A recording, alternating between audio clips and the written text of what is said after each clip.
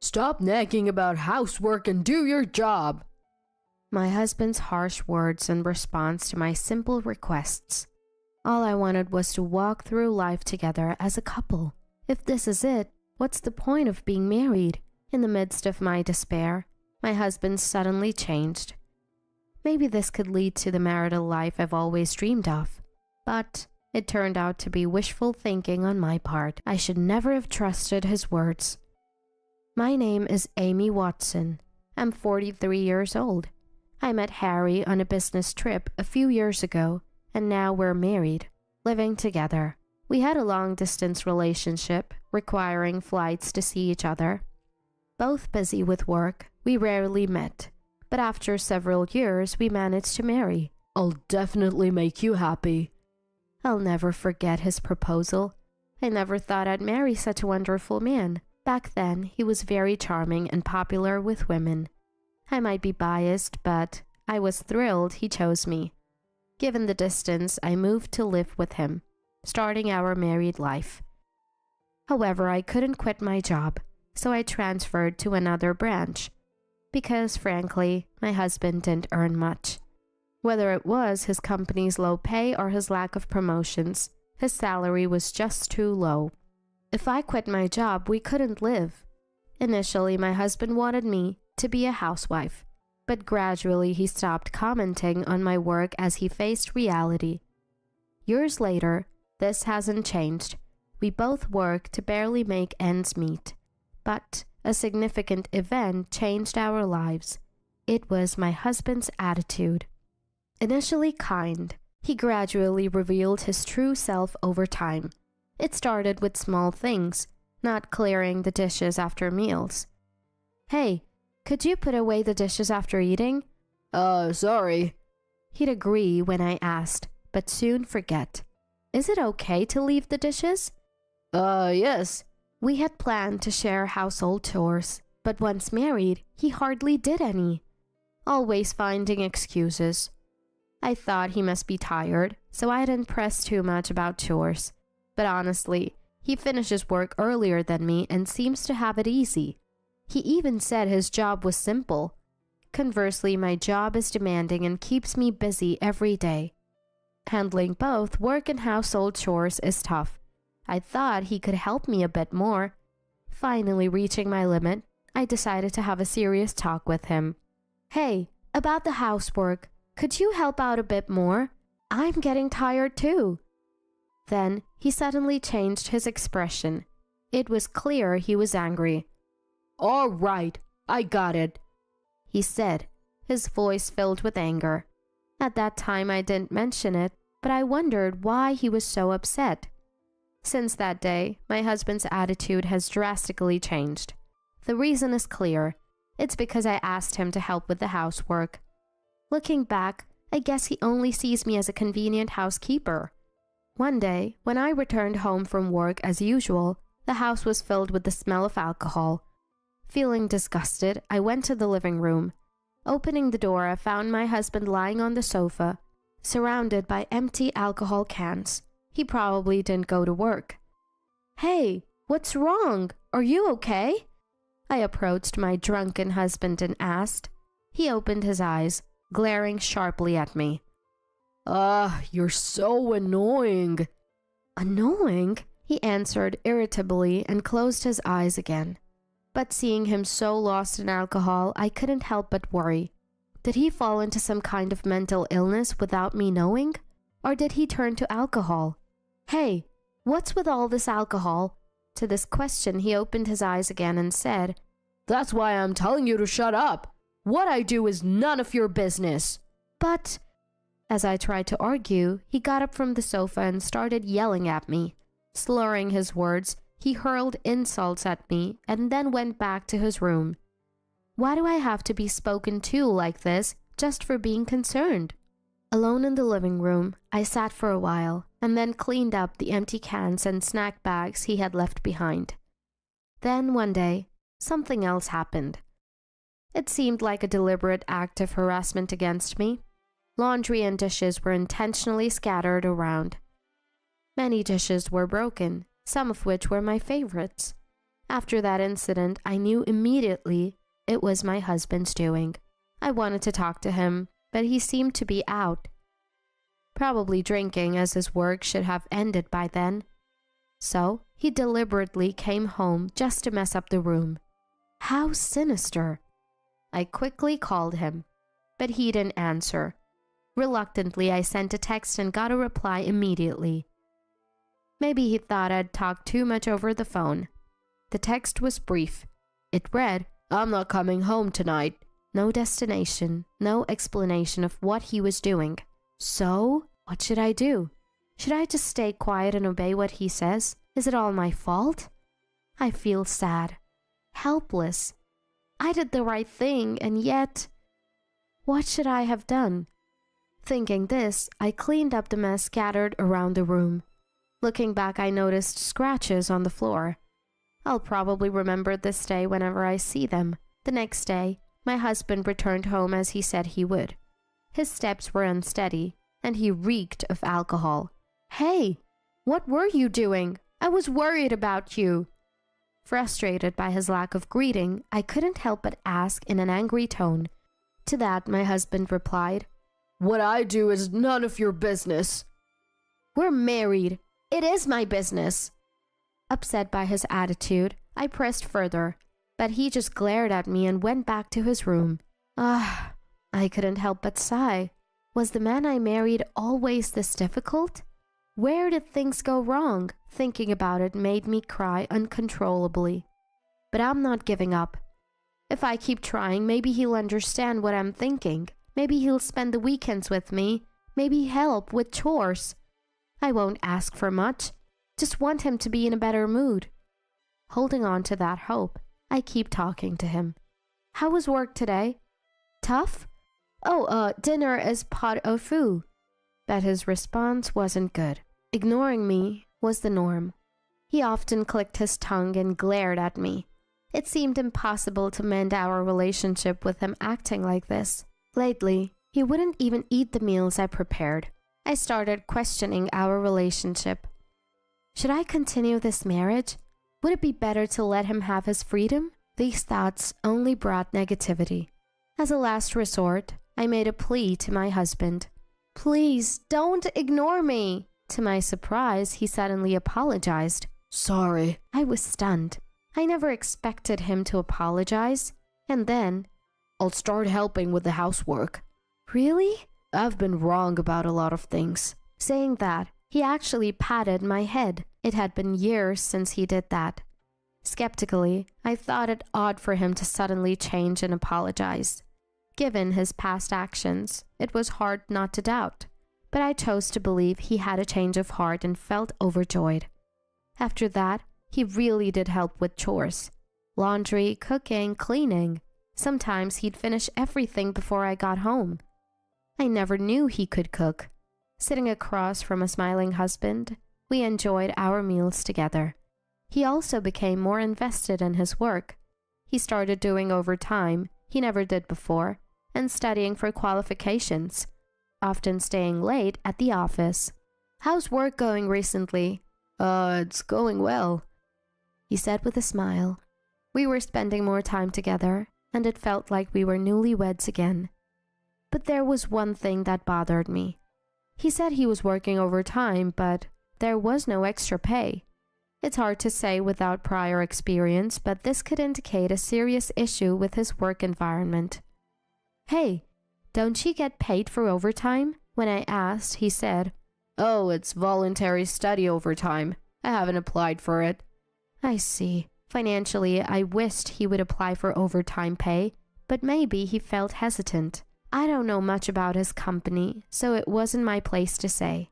For now, I decided to support his decision. However, I would later also regret accepting this change so easily. One day, I was assigned to a business trip. I had left home for a day before, but this time it would be for a week. I felt excited but also nervous and lonely. When I told my husband about the trip, his reaction was unexpected. "A business trip? How many days?" Usually he showed little interest in my trips and never asked how long I'd be away. But this time, he seemed genuinely interested and even asked about the duration. I thought, maybe he's really changed and started to value our family. It made me feel glad I married him. From the week after next for a week. Okay, the week after next, He said and started looking at his calendar on his mobile phone. I didn't know the details, but it seemed his schedule had become busier. Maybe he was getting more work or becoming more relied upon at his job. Got it. The week after next. Take care. Yeah, thanks. That was our conversation. Then, on the morning of the departure, I informed my newly reformed husband about various household things, the supermarket where you can buy cheap groceries, how to iron clothes. I also told him where to find small daily necessities so he wouldn't struggle. Well, I'm off. Call me if you need anything. Thanks. With that, I left for my business trip. That night, after finishing work and returning to my hotel, I surprisingly received a message from my husband. How's work? Good, it's going smoothly. After a trivial exchange, I texted goodnight and closed my mobile phone. I wondered how he was doing, if he was feeling lonely. Thinking about this, I began preparing for the next day's work. About a week later, my job ended successfully and I was ready to return home. Luckily, I finished a day earlier than planned. If no urgent work came up, I would have tomorrow off. On my way home, feeling happy, I decided to stop by the supermarket to cook dinner. What to make? Curry? Stew? That's when I remembered we might be out of oil. And then I realized I hadn't told my husband I was coming home early. Would he be shocked if I returned suddenly? I messaged him to check if we had oil and also mentioned I was coming home early from my business trip. But even after I finished shopping, there was no response from him. Could he be at work? Maybe working overtime again? Not wanting to disturb him, I stopped myself from sending another message and queued at the checkout. It's always good to have extra oil, after all. On my way home from the store, my husband called. Hey, are you on your way home now? Where are you? He sounded panicked. Was something wrong? Yeah, I'm in the apartment elevator now. When I told him that, he hung up without saying anything else. What was going on? Worried, I hurried to our apartment. I'm home. Harry, are you okay? No response. Harry! As I was taking off my shoes to enter, my husband came from the living room in a rush and collapsed. Are you okay? I'm in pain. Call an ambulance, he said, clutching my hand. I immediately grabbed my mobile phone and called an ambulance. The ambulance arrived within minutes. I led the paramedics into our apartment and they started attending to my husband. Was he going to be okay? What would happen to him? As I was anxiously watching, I noticed something. There was an unfamiliar woman's bag. Certainly not the paramedic's bag. Not mine either. I felt a lump in my throat. Then, looking towards the living room window, I saw unfamiliar women's underwear hanging there. Could my husband be having an affair? Thinking back, his panicked reaction when I called was definitely strange. Was he trying to hide his affair? I tentatively looked around the apartment, pretending to gather things from my husband's hospital stay to avoid suspicion. Living room, bathroom, kitchen, but nothing else. The bag was there, so unless the woman had escaped out of the window, she must still be here. Finally, I went to the shower room, and to my surprise, the light was on and I saw a shadow. I opened the door and looked at the bathtub. I couldn't believe what was happening in front of me and wanted to look away. The realization that my suspicions were true was something I didn't want to think about. I wish I had been wrong about the bag and the underwear. I went back to the entrance, and then this conversation happened with the paramedics. Your family, right? Please come with us. Sorry, my mistake. What? The paramedic sounded surprised at my response. My husband also seemed shocked. Ignoring them, I brought the woman from the shower room to the entrance. This woman is family, so she'll come along. Wait a minute! The woman was flustered as I said this. The husband, clearly surprised, suddenly sat up with effort. You what? paramedics calmed my agitated husband. Actually, this man seems fine. What do you think? Well, yes, his condition doesn't seem bad. Eventually, it was decided that my husband didn't need emergency care, and if he felt worse, he should go to the hospital. The room fell silent after the paramedics left. So what's going on here? I sat my husband and the woman down in front of me and demanded an explanation. At first, they were silent, looking uncomfortable, but they gave up as I silently waited. My husband began to speak. I'm sorry for the misunderstanding. This girl is a junior from work. We're just close, but nothing inappropriate happened. After his words, the junior spoke up. That's right, we were just having a meeting. Nothing inappropriate. To claim such things now, do you need to take a bath and hang your underwear for a meeting? What's going on? I pointed to the underwear hanging in the living room. The two exchanged looks, realizing their mistake. The truth was already clear. If you have time to make up excuses, just tell me the truth. Pressing them further, my husband confessed everything. I'm really sorry. Sorry isn't enough.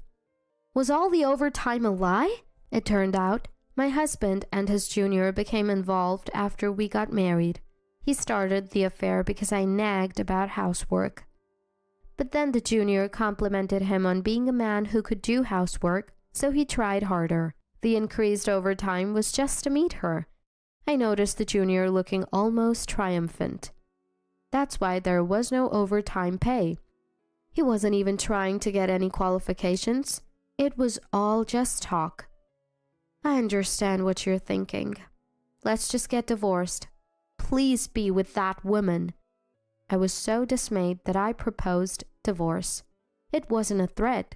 I couldn't forgive the deception. But my husband wouldn't agree. Divorce isn't the answer, he protested. To top it all off, he said, if you had properly told me you were coming home, this wouldn't have happened. Yeah, coming back suddenly is just unfair. The junior added, had I been fooled by my husband's act all this time? Thinking about it made me feel pathetic. Amy, Harry is showing remorse, right? His affair partner was also desperately trying to calm me down. You don't really want a divorce, do you? You're just pushing the blame for your affair onto me. Let's just end this. Let's divorce. No, it's not like that. The junior avoided my gaze, clearly uncomfortable. Look at her sulking. You two should live happily together. Sulking? She tried to argue, but I cut her off. Yes, sulking. Her expression became even more sullen. Look, she seems to be repenting too. Shut up! Nothing you say will make me forgive you. As I shouted, both of them shrunk back. What do we do from now on? They need to reflect on what they have done and said. Afterward, I hired a lawyer to start preparing for the divorce and claim compensation for the divorce trial. Throughout, there was no contact from my husband. Eventually, my in-laws reached out, asking what had happened. I told them everything and they apologized and agreed to help with the divorce. Eventually, my husband, looking exhausted, agreed to a consensual divorce after speaking with the in-laws. I made sure to claim compensation from the junior as well. She was reluctant at first, but ultimately complied with my request. I demanded a lump sum payment because I thought she might try to escape her responsibility. After the divorce, since my husband and the junior were from the same company, it quickly became known they had an affair. They were treated coldly by their colleagues and lost their place at the company. They also became targets of gossip, and the talk even reached their clients. Unable to handle the situation, both ended up leaving the company. I don't know if they married, but they must be struggling financially after paying me the compensation. I imagine them arguing over money issues. I moved to a new apartment shortly after. It's cheaper than my previous one, but much more comfortable. I remembered that I chose the old apartment based on my husband's preferences.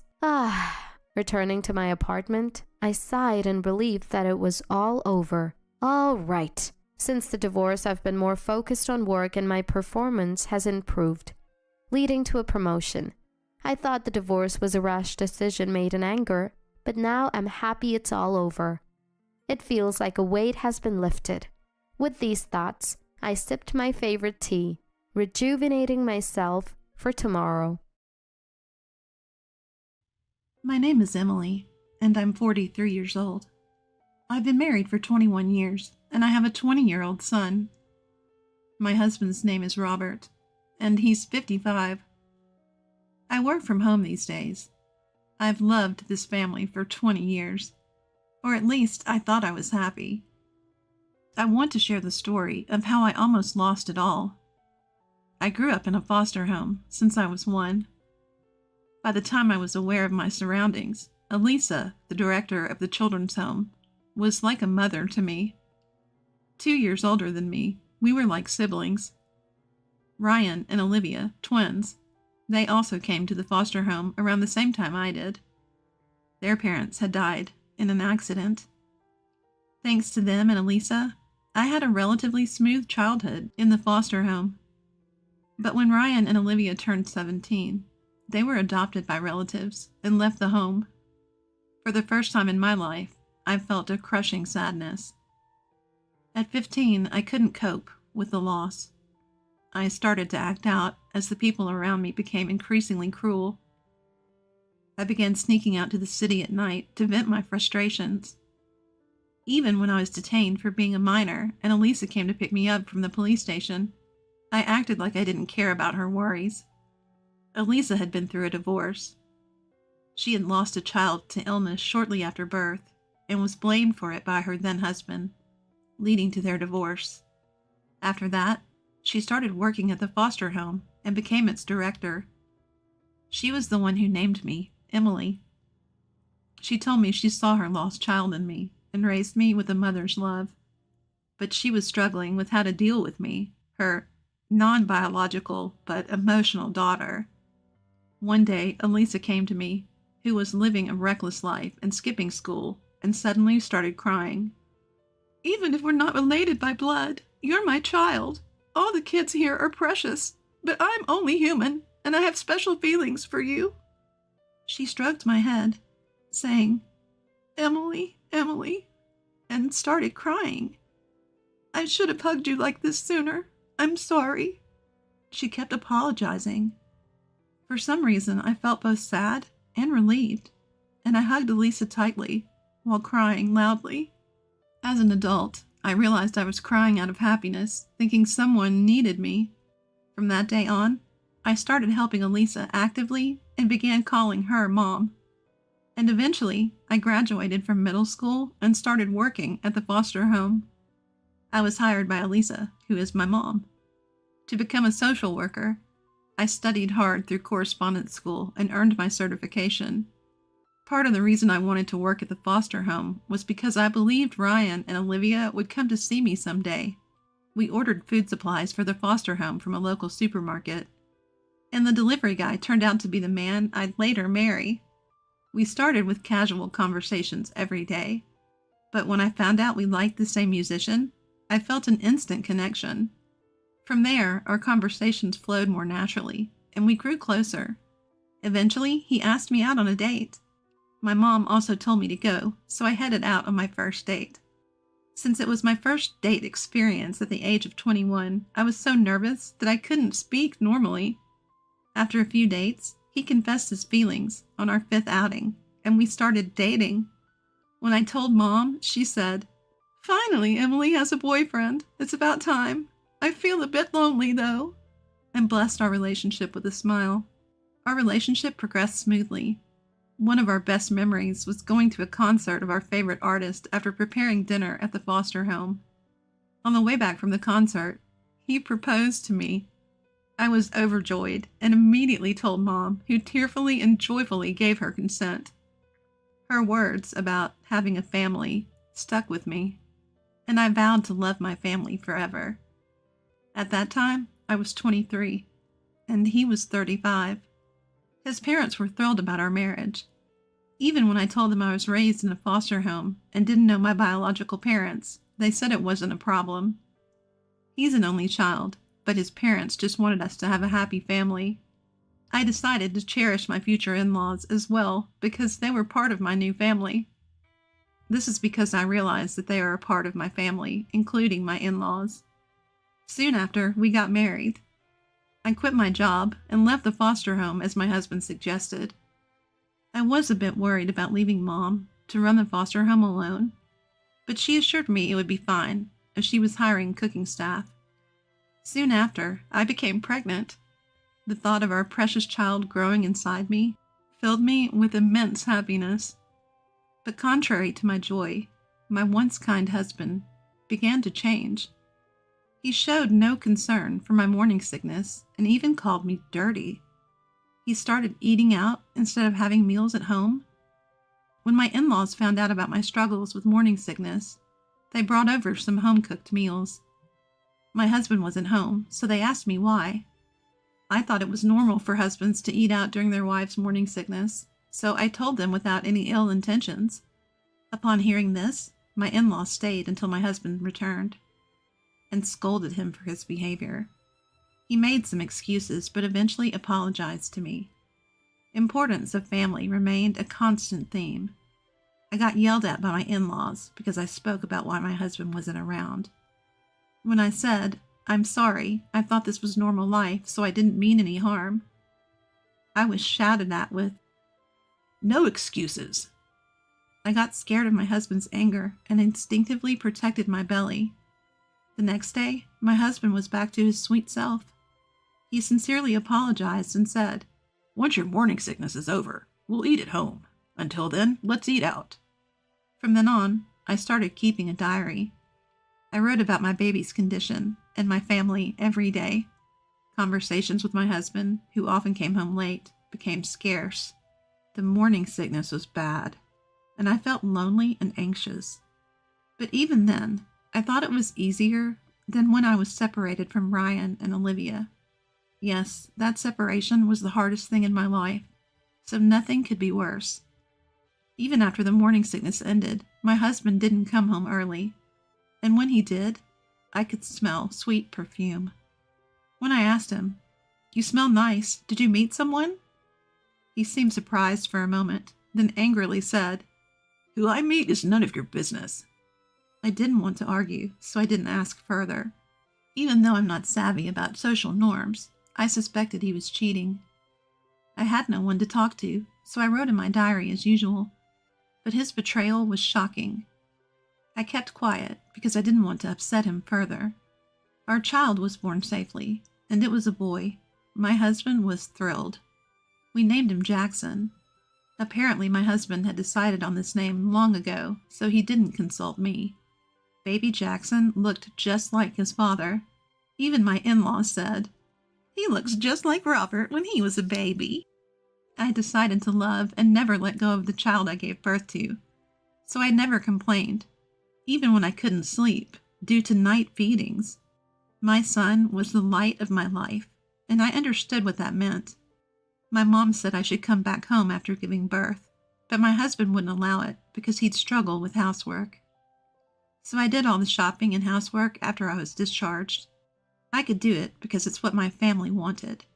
At first, Jackson was attached to me, but as he grew, he became more attached to his father, and he started saying, "I'll tell Dad," whenever I said something. When I asked, "What will happen if you tell Dad?" he said, "Dad will get mad at you." I couldn't say anything because my husband didn't want me disciplining Jackson. He said, "Someone not raised by their biological parents can't discipline." So I tried to gently talk to Jackson instead of scolding him. When my husband wasn't around, Jackson was a sweet child who followed me around. But things changed when he entered middle school. He started taking money from my wallet. When I asked, "Jackson, did you take money from my wallet?" he said, "It's okay, it's his money." "Dad told me to take it from you," Jackson replied. I said, "Taking it from my wallet without asking is different from being given it, don't you think?" He just said, "Either way, it ends up in my hands," and walked away. At dinner, my husband and son were eating and chatting. Jackson told his dad that I scolded him for taking money from my wallet. Hearing this, my husband started complaining to me. How dare you, a high school dropout raised in foster care, interfere? I'm the one disciplining Jackson. I said, I just told him it's not okay to take money without asking. My husband told Jackson, it's fine at home, but never take from other people's wallets. Jackson said, I know that, Dad. Smiling, my husband praises him. That's my boy, you get it. From then on, both lectured me, saying, don't interfere with what we're doing. You're just a foster kid with limited education. I wondered, is it okay for family to just take money like that? But I kept quiet, not wanting to upset them. One day I went to visit the foster home with my mom. She was delighted to see me. We had a good chat as the kids were at school or daycare. Mom said, let's go buy mobile phones today, one for you too. I didn't know what a mobile phone was, as I never watched TV. But when Mom explained, even I, who lacked material desires, wanted one. The idea of connecting to the world was appealing. I felt awkward about her buying it, but when we went to the store, we got free models with a plan. Mom offered to pay, but I thought I should find a way to pay her back. I asked my husband if I could get a part-time job, but he said, it's embarrassing for someone like you to work. So I thought about how to make money at home. I kept the phone off and hidden when the family was around. When they were out, I turned it on and researched ways to earn money from home. I learned about blogging for income and chose that path. I thought it was perfect. I could use my free time and my husband wouldn't find out. I started reading various blogs to learn more. And finally, I started my own blog. Titled, Grew Up in Foster Care with Limited Education, Naive Musings. I wrote about my life experiences. Gradually, my followers increased, and I started receiving comments. In 5 years, I had 20,000 followers and started earning money. My days became fulfilling, but as my blog shifted to my married life, the comments increased, saying my husband's thinking was wrong. I felt sad that my writing seemed like complaints about my husband. I apologized on my blog, saying he's a reasonable person, and it was my poor writing that caused the misunderstanding. The comments on my blog increased even more after that post. Comments like, you're brainwashed, and Emily, you're not wrong, start appearing. I was confused and began to consider quitting the blog to avoid disparaging my husband. Just then, I received a private message on my blog that nearly stopped my heart. It was from someone named Ryan. The message read, Emily, it's Ryan. Do you remember me? Olivia is doing well too. And included a contact number. I called the number, and when I confirmed it was indeed Ryan, I broke down in tears of joy. Ryan and Olivia had been living overseas after being adopted by a cousin. They hadn't contacted me because they didn't want to bring up painful memories. Recently, Olivia discovered my blog, and while reading it, Emily, the blog owner, told Ryan that it might be Emily. Recently, Olivia found my blog and suspected it was me. Ryan read it too, saw their names, and reached out. He apologized for not contacting me sooner and thanked me for the love I'd shown them in my blog. I truly felt that starting a blog was a good thing. I met Ryan and Olivia at the foster home where my mom works.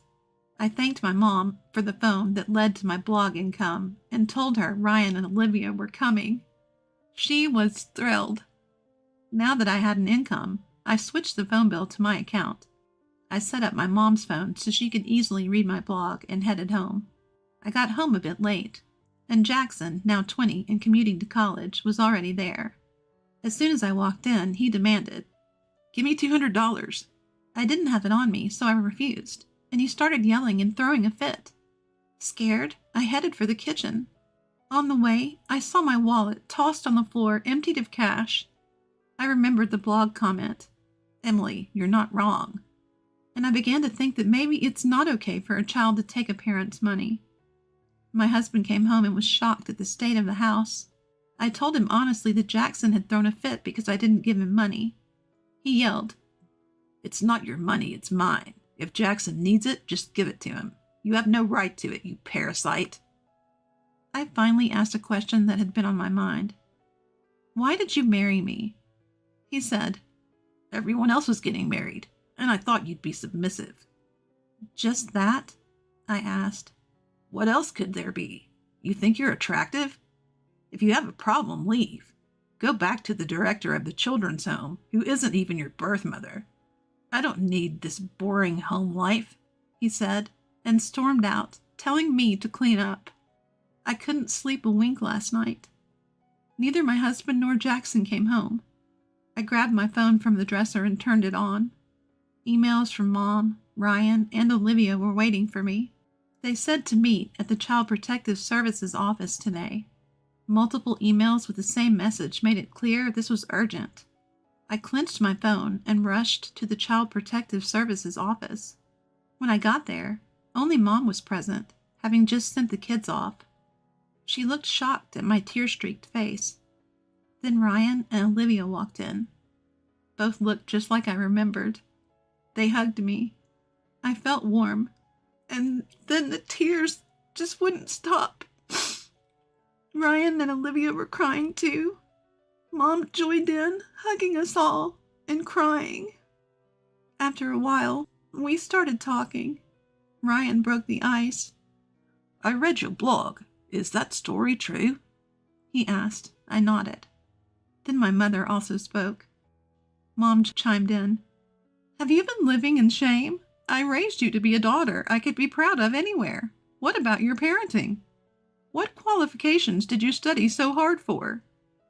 She seemed angry but was crying. Ryan said, "If that blog is true, the problem is with Emily's husband. Marriage is a partnership. Why can't Emily speak her mind?" His fist was shaking. Olivia added, "Didn't you read the comments? Why don't you listen to them? What's written there is common sense." They all gently scolded me. Maybe I was wrong. But for 20 years, I truly loved my husband and Jackson, and it was hard to change how I felt. Mom sensed this and asked, "Emily, do you know how much we love you?" "I do. You always put me before yourselves." I thought I was doing the same for my husband and Jackson. I said I believed that true love meant sacrificing myself. But Mom shook her head. "That's not it. I'm very happy. I get happiness from you. But are you really, truly happy now? I don't think you're happy, if only your husband and child are." I thought in silence. I knew Mom and Ryan and Olivia loved me. They never pushed me away. They always listened and accepted what I said, and they were genuinely concerned for my happiness now. What about my husband and Jackson? Had I ever felt love from them? The more I thought, the more I realized I hadn't. But then I remembered Jackson's smile when he was little, and it broke my heart. Jackson was adorable. He used to look at me with a smile. That Jackson is gone now. I told them about what happened yesterday. Mom said, "You can't sever the ties with your child. Even if you divorce, your only child is Jackson." I also told them what my husband had said when I asked him why. Mom took my hand and said, "Your husband told you to leave, right? Then Emily, come home. It's what he wants, isn't it? You can do that." I think she was leveraging my misguided belief that what my family says is for the best. A belief almost akin to brainwashing. So I thought it would be better for the family if I got divorced. Even facing the prospect of leaving my family, I realized it didn't hurt as much as when I had to part with Ryan and Olivia. I went home and said to my husband and Jackson, "Let's get divorced. I'll be the one to leave." Just as I suspected, my husband and Jackson were thrilled. "Good riddance to the parasite." "Awesome! Lucky us!" Seeing their joy, I was convinced that I was neither needed nor loved by them. I thought this was for the best, got their signatures on the divorce papers, and left the house with my few belongings. On the way to the Child Protective Services office, I strangely didn't feel sad. It felt like everyone got what they wanted. I returned to what I could call my original home, the Child Protective Services office. I had a small income from my blog, and I started helping Mom while thinking about the future, especially since the facility was facing financial difficulties. One day, Ryan and Olivia came to the facility. They brought me a book publishing offer. They had become executives in a publishing company. The people who adopted them were relatives of Ryan and Olivia's father, who had refused to take them in. These relatives had vowed to adopt Ryan and Olivia once they were financially stable, and they did. They turned around a failing publishing company and grew it significantly. Ryan and Olivia had shown my blog to the company's CEO, who found it interesting and wanted to publish it. I was hesitant because I didn't have much education and wasn't confident in my writing. But they assured me an editor would help, so I agreed. From there, Ryan, Olivia, the editor, and I had several meetings and published the book. My book, grew up in foster care with limited education, naive musings, caught the media's attention thanks to the publishing company and my followers, and it became a bestseller. I started getting interview requests from the media. I was hesitant due to my shyness, but Ryan and the others encouraged me, so I agreed. Appearing on TV made my ex-husband and Jackson aware of my book.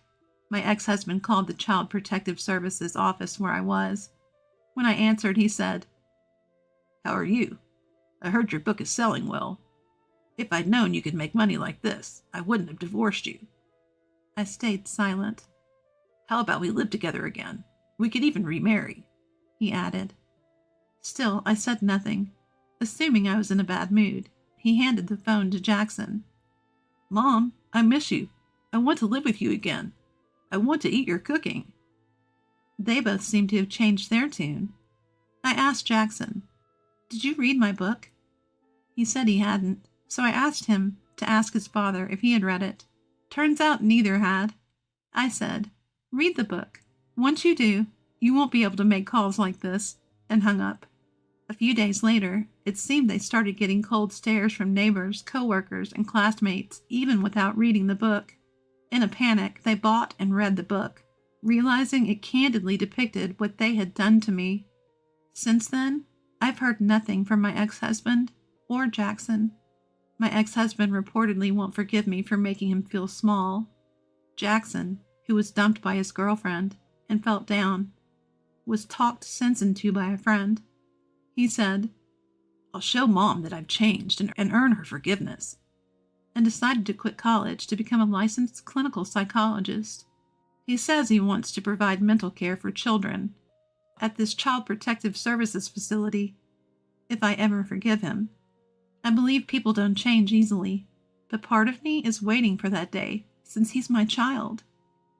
I've come to think that blood ties don't matter. If you're connected by the heart, you can become a family, even if you're not related. My name is Rachel. I live with my husband Samuel, our daughter Sarah, and my mother-in-law Lily. Mother-in-law and daughter-in-law conflicts are not uncommon, and our household is no exception. Ever since I got married, Lily has been throwing shade my way. Be better at housework, your cooking is lazy, have kids already, just to name a few. Samuel always defends me though. However, Lily absolutely adores our long-awaited daughter Sarah. Sarah is equally fond of her grandma, making me realize that even the most critical people have a soft spot for their grandchildren. But with that affection came unwanted opinions on how we raised Sarah. I first noticed something was off when Sarah was 2.5 years old. I started to feel anxious because she still wasn't speaking. Lily blamed me, saying it was my fault for letting the TV raise her. Upon Samuel's suggestion, we took Sarah to the hospital. The diagnosis was a developmental delay. Sarah had a disability. I was devastated, and Lily's words didn't help. "How embarrassing that my grandchild has a disability. We can't even face society." I couldn't believe what I was hearing. The same Lily who doted on Sarah now looked at her with cold eyes I had never seen before. "There is no history of disability in our family. Rachel, are you sure Sarah is Samuel's child? She isn't the result of an affair, is she?" Her harsh words shocked me. "Well, you're not denying it. Could it be true?" "I can't believe you would say that, Lily." "Mom, stop it. There is no way Rachel would cheat. Sarah is our beloved daughter, disability or not. If you have a problem, you can leave." Samuel's heated response made Lily backtrack. "Oh, I was just joking. Sorry, Rachel." As she started giving candy to Sarah, Since then, mother-in-law has continued to adore Sarah without saying a word, but only when Samuel is around. But the moment he left, the snide comments began. Sarah is such a pitiful child. I wonder what will become of her in the future. You know, I heard a boy with a disability injured someone. It's scary, isn't it? That's why I worry. Please stop, especially in front of her.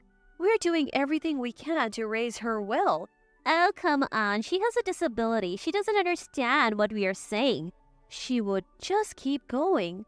A daughter-in-law who can only give birth to children with disabilities, maybe that was a mistake. They say older mothers are more likely to have children like this. We should have gotten a younger daughter-in-law.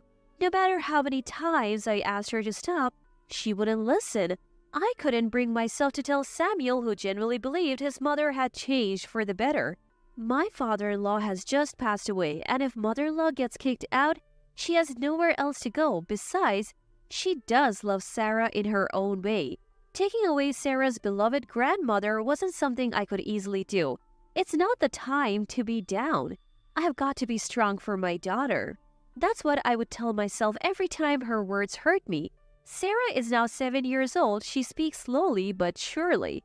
She's in special needs class in elementary school. Samuel and I warmly watch as Sarah grows at her own pace. Mother-in-law still laments, why can't she be like other kids? Then one day, I felt something strange in my body and suspected I might be pregnant. I went to the OBGYN and sure enough, I was expecting our second child. I happily shared the news with Samuel and mother-in-law. Way to go, Sarah, you're gonna be a big sister. Sarah also looked delighted. It was a moment of happiness. But what if the next one also has a disability? Mother-in-law said, looking concerned.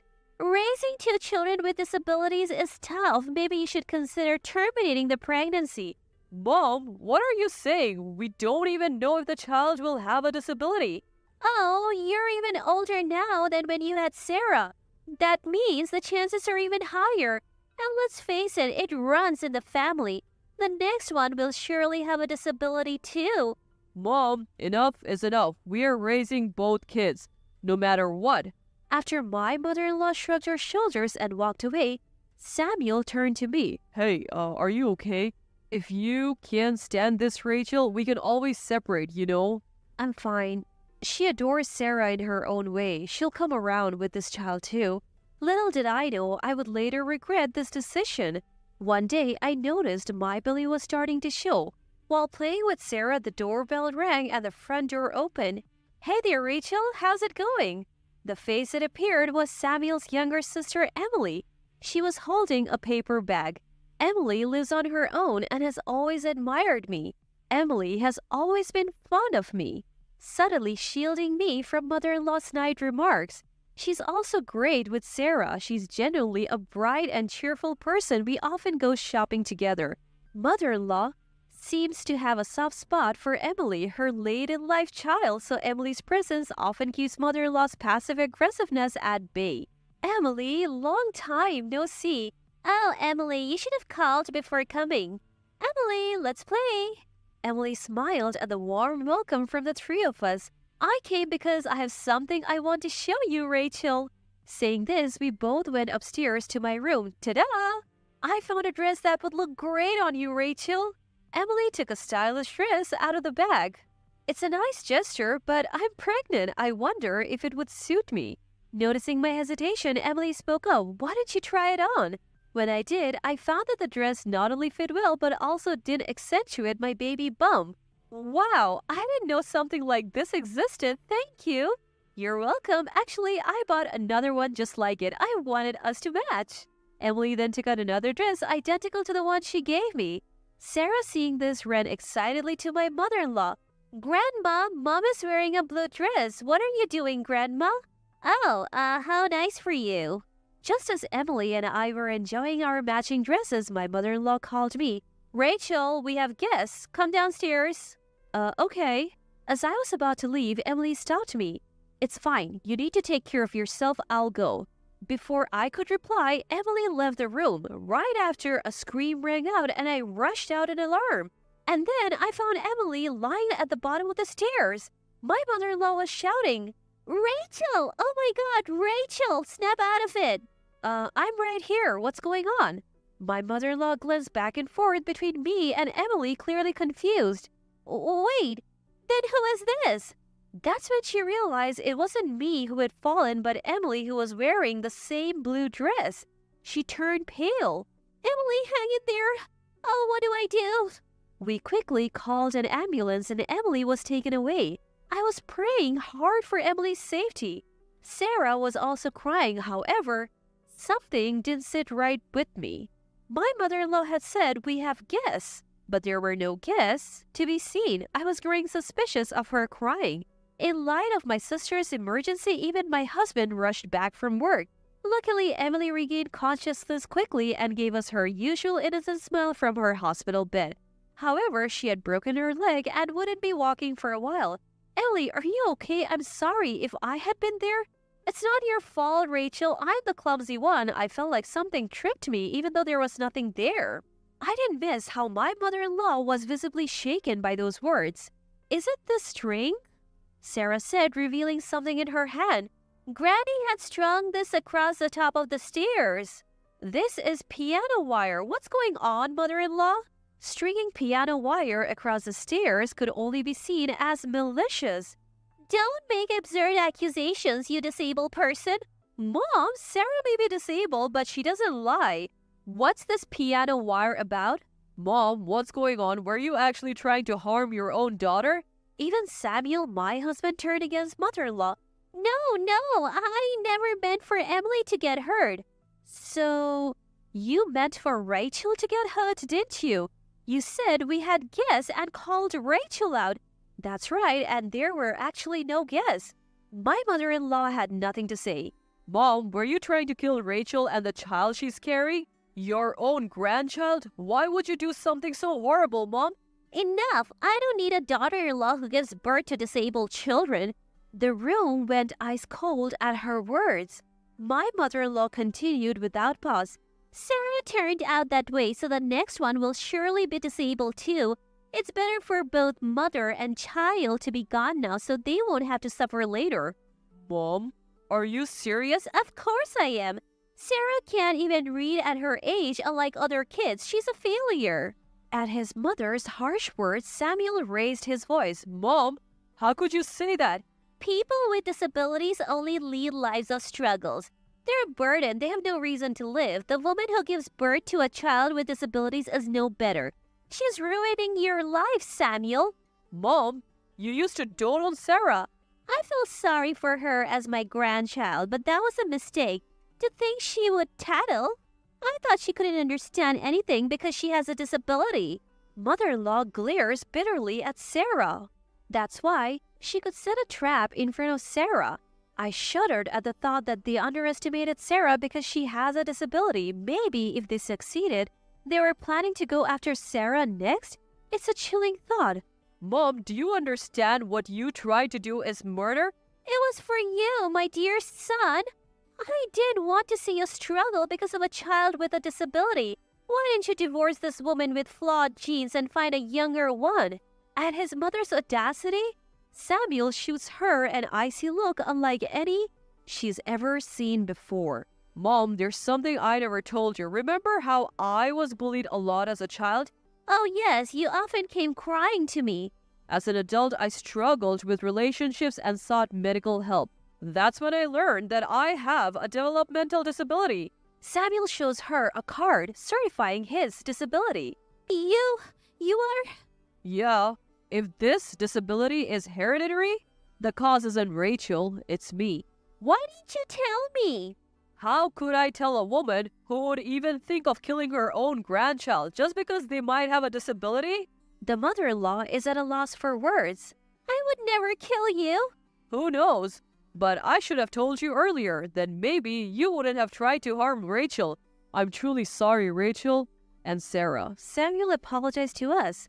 When I was shocked to learn I have a disability, it was Rachel who stood by me. That's right. I fell for Samuel, a gentle, if quirky man, and told him, disability or not, I love you for who you are.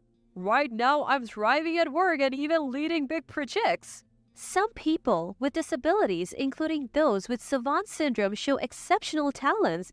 Samuel is one of them, using his talents in his work. Life ruined? That's nonsense. I'm happy. Are you saying that people with disabilities don't deserve to live? That woman who gave birth to them are at fault too? That hits pretty close to home for me and my mom. I didn't know. This is different.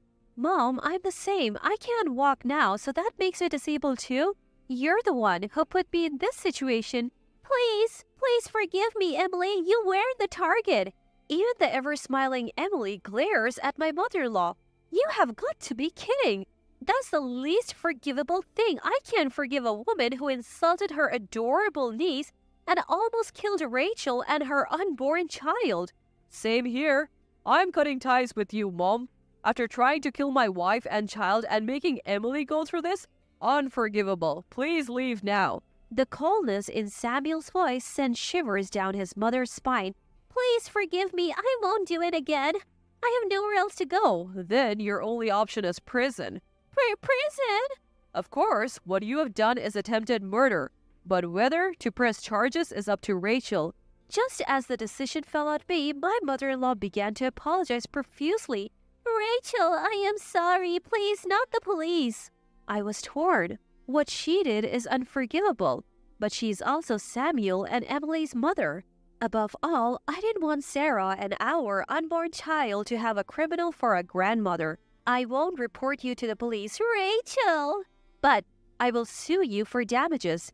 And you're leaving, never to see Sarah or our upcoming child again. How will I live? Looking around at the unsupportive faces, her eyes finally land on Sarah.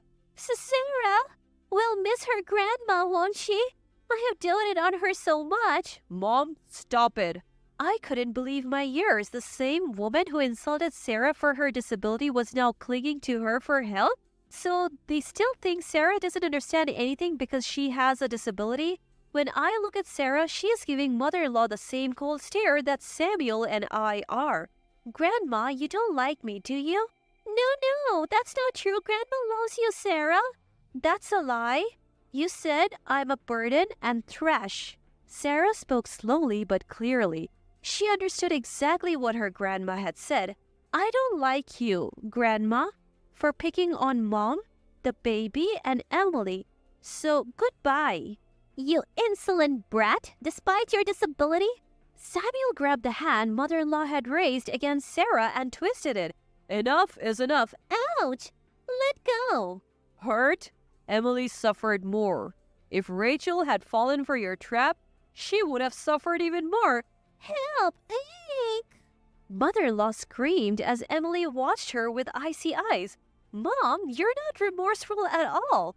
You won't have anyone to take care of you in the future. What? Mother-in-law broke down. We forcibly made her stand and kicked her out of the hospital room and, of course, out of our lives as well. Afterwards, Emily and I successfully sued mother-in-law in civil court and won a significant settlement. I also gave birth safely a healthy baby boy. Sarah loves her baby brother and plays with him every day. Emily, who has recovered from her broken bones, had a shotgun wedding with a coworker one day. They often come to visit with their newborn, showering our children with love. Mother-in-law, unable to even see her grandchild's face, lives alone in a cheap apartment dealing with the shock. She is also in debt due to the settlement and seems to be struggling in life. Everyone becomes a disabled person in some way as they age, but no one will be there to help mother-in-law. Of course, we have no intention of helping her. We hope she lives a life full of regret. We're not yet sure if our son has a disability. He might be like Sarah, and we'll know early on, or like Samuel, and we won't know until he's older. But whether our children have disabilities or not, they are our precious ones. We have decided to nurture them lovingly. I'm Emily, a 32-year-old working mom. I just got married to Alexander, who was my classmate in college. We're enjoying the honeymoon phase of our marriage. To be honest, we might be so lovey-dovey that it surprises people around us. But that's how it is. We've been through a lot before tying the knot, so it was worth the wait. Alexander, my husband, proposed to me 5 years after we graduated from college, when I was 27. We both were well adjusted to adult life, and the timing felt just right. Of course, I had no reason to say no. Sure, let's get married. When I accepted his proposal right away, Alexander seemed shocked. Are you sure? You're really going to marry me? Why wouldn't I? We've been dating for 7 years. Did you really think I'd say no now? Well, yeah, but still, as a guy, it's nerve-wracking. What if you had turned me down? You do have a cute side. There's no way I'd say no. In fact, I've been waiting for this moment for a long time. With that, I lunged into Alexander's arms, and he hugged me back gently. You'd think a couple so in love would get married right away. But it wasn't that simple. The reason it took 5 years from the proposal to the wedding was largely due to Alexander's mom, my future mother-in-law, Isabella. I absolutely oppose this marriage. There's no way Alexander should get married. I won't allow it. When we went to Alexander's family home to announce our engagement, Isabella vehemently opposed it. She didn't have a specific reason. She simply loved her son too much and didn't want to lose him to another woman. Mom, it's not up to you to allow or disallow this. Alexander wants to get married, and you should show respect for his decision. Alexander's sister Grace, now my sister-in-law, also supported us. Besides, Mom, you knew Emily and Alexander have been together for a long time. Emily has even visited our home multiple times. Grace had already moved out to start her own family, but she'd come back home for summer vacations and New Year celebrations, so we'd met a few times. You knew I'd get married someday, right, Mom? Thinking you'll marry eventually and rushing into it are two different things. Once you're married, it's not so easy to just break up, you know? As if thinking about breaking up is any consolation. Anyway, I oppose this marriage. If you're dead set on it, do it in front of my tombstone. With Mom saying that, neither Alexander nor I could push forward with marriage against her wishes. To be honest, for a split second, we considered actually getting married in front of her tombstone. 5 years later, thanks to our relentless persuasion and some help from my father-in-law, William, and Grace, we finally got the green light for marriage. The joy of actually being able to tie the knot felt so much greater because of the challenges we'd faced. Now we can be affectionate without a care in the world, and I can say yes to romantic moments anytime. The only thing casting a shadow on this newlywed bliss is the upcoming holiday. We were on our honeymoon during the summer, so we didn't visit my in-laws' house. That's why Isabella has been hounding me to come to this holiday. Should I just go by myself? Emily might feel awkward. How about we say we're each going to our own parents' houses for the holidays? Alexander offers a solution, but it would likely provoke Isabella. No, it's fine. Isabella finally approved of our marriage, so I think she's accepted me. Plus, we'll have William and Grace there. So we decided to visit my in-laws' house together. The road to marriage had its hurdles, but now I'm a part of this family. I was hopeful that Isabella and I would finally get along. That was naive of me. The moment we arrived at the in-laws' house, it became clear. As we reached the entrance, Isabella came out specifically to greet Alexander. Ah, Alexander, welcome back. Come on in. Isabella takes Alexander's hand and welcomes him inside. I try to follow through the entrance. The door abruptly slams shut right in front of my face. What? Stunned, I stand there. Was I just locked out? After a moment, the door reopens. Sorry about that. Didn't notice you. I didn't expect you to be together.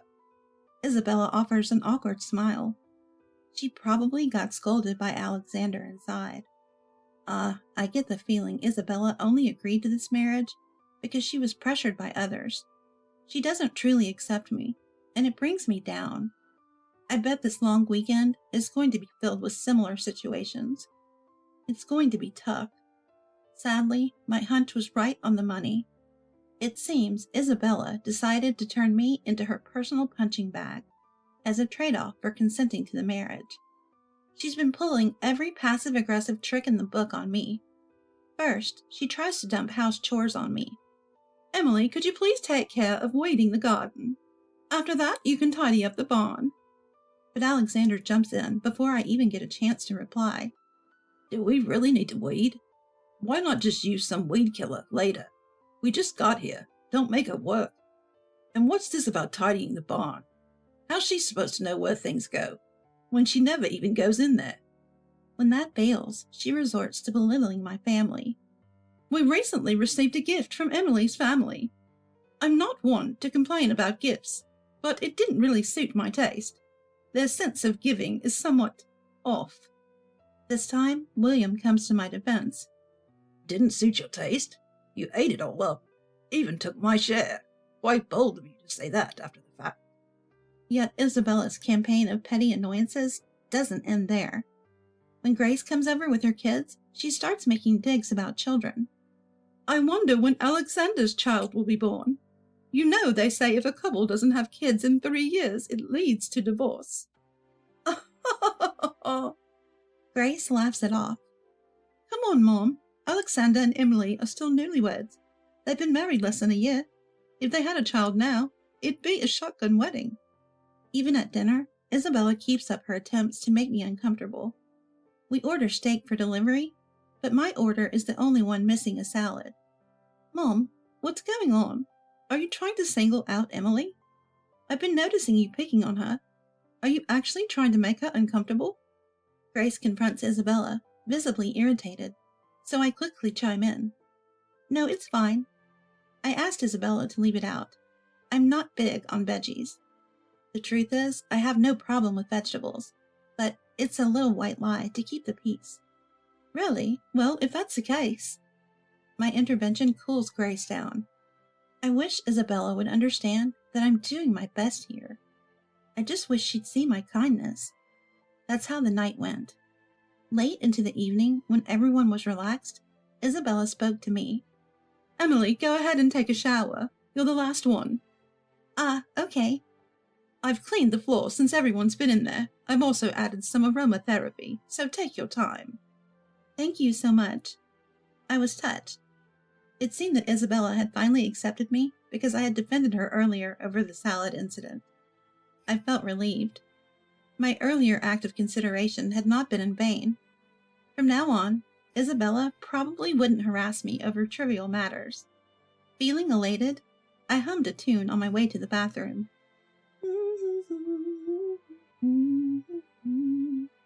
But the moment I opened the bathroom door, I was taken aback.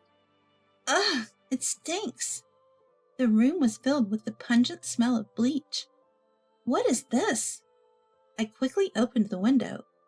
It appeared that bleach had not only been spread on the walls and floor, but also applied to the shower. The aromatherapy oils had mixed with the bleach, creating a terrible smell. And it hurt my eyes, too. With the window wide open, I took a cold shower in the chilly bathroom. I was freezing. This can't be another prank. She must have forgotten to rinse the bleach when cleaning the bathroom. It has to be that. Still smelling a faint scent of bleach, I reassured myself while scrubbing with a sponge. I didn't want to believe that Isabella had intentionally smeared bleach in the shower, especially after feeling grateful to her earlier. After exiting the bathroom, I asked her, Isabella, the bathroom had a strong smell of bleach. Did you forget to rinse it? Oh, wasn't that the aroma? I splurged on an expensive foreign brand, so maybe it smells different than the American ones. With that explanation, I had no choice but to believe her. Is that so? Isabella must have gotten confused between aroma oils and bleach because of her age. She had gone out of her way to clean the bathroom for me. I wanted to interpret it in a positive light, so I decided not to press the issue further and tried to forget it as some mistake. However, it was wishful thinking on my part. It seemed Isabella assumed she could get away with anything concerning her daughter-in-law, since I hadn't said anything. The next day, I was out for a walk in the neighborhood around my in-laws' house when it suddenly started to pour. Without an umbrella, I panicked. Rushing back to my in-laws' house, Isabella yelled, "Oh my goodness, you're soaked! Take a shower, you'll catch a cold." I was touched once again by Isabella's kindness as she showed concern for my well-being. "Thank you." "I'll get the bathroom ready right away." Isabella darted into the bathroom. After a few moments, she let me know it was ready, so I headed that way. But then, I was taken aback again. It smells again. The bathroom was once again filled with the odor of bleach. There I stood, in utter disbelief, wearing nothing. 2 days in a row now. There's no more room for doubt. Isabella had intentionally doused the place with bleach, knowing I would shower. The idea that Isabella was looking out for me was a joke. I felt foolish for having thought so, though reluctantly agreeing to marriage due to societal pressure. It became clear that Isabella never accepted me. So I thought to myself, should I just silently endure her harassment? Absolutely not. Should I confront Isabella and kick off a fight? That's one way, but I had a better idea. Let's declare war in a way that really gets to Isabella, the mama who loves her son so much. Wrapping just in a bath towel around me, I walked out of the bathroom toward the living room. "What? Emily, what are you wearing?" Ignoring Isabella's shocked expression, I turned to Alexander, who was sitting nearby. "Alexander, want to shower together?" "Huh? Together?" He seemed surprised by my scant attire, but even more by my suggestion. "Yeah, we always shower together, don't we?" Well, yes, but this is my parents' house, so." Alexander hesitated, mindful of his parents, but I went all in, seducing him with my eyes.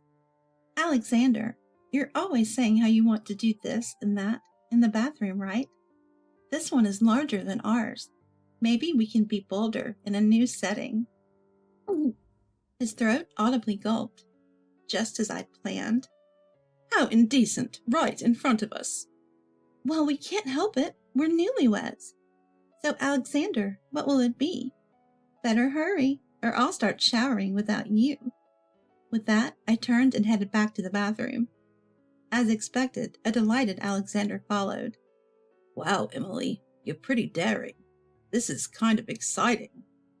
Sorry to get his hopes up, but this was merely a ploy to get him into the bathroom. Realizing this, Isabella rushed to stop Alexander. "Wait, don't go into the bathroom." But it was already too late. As soon as Alexander came into the dressing room, I swung the bathroom door wide open. Immediately, Alexander was hit with the strong smell of bleach emanating from the bathroom. "What is this stench?" Grimacing from the eye-watering smell, I spoke as calmly as I could muster. "It's a gift from Isabella. Seems like she's diffusing some more of that expensive aroma oil for us. Turns out this foreign stuff smells like bleach. Who knew?" "What are you talking about, Mom?